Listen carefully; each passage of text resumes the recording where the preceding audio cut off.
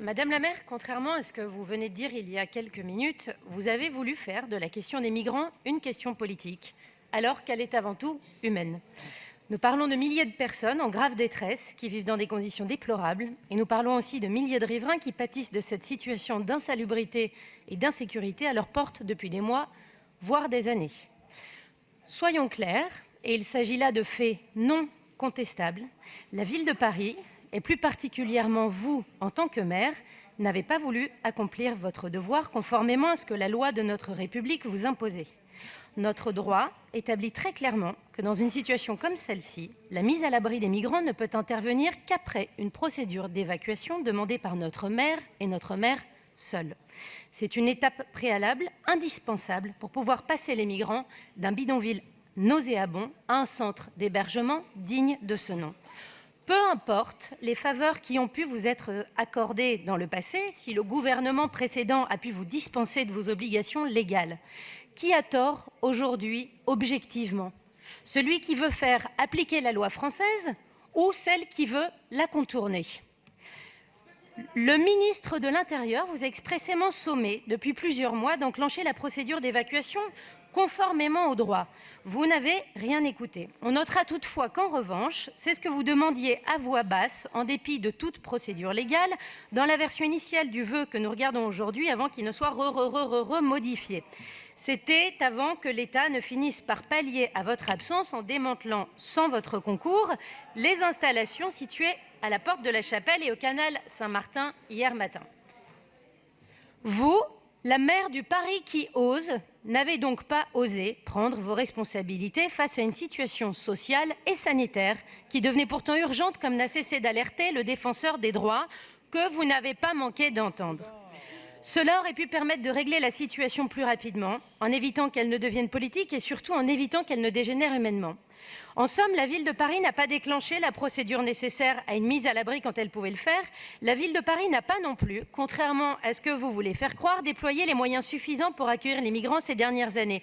Non, la ville de Paris laisse aujourd'hui le soin aux communes et départements limitrophes d'héberger 95% des migrants qui sont venus frapper à sa porte. Pourtant, notre capitale aime à se décrire comme une véritable terre de refuge et d'accueil, ce qui est souligné à de nombreuses reprises dans le vœu. Dans ce texte, vous mélangez tout et surtout les compétences. Nous sommes Paris et nous n'avons vocation qu'à gérer Paris. Vous venez de dire il y a quelques instants, nous ne sommes pas l'Europe. Et pourtant, dans votre vœu, vous voulez abroger le règlement européen de Dublin qui, en effet, laisse l'Italie seule face à un afflux de migrants incontrôlable, 1 million de personnes précisément qui sont arrivées sur ses côtes en 20 ans.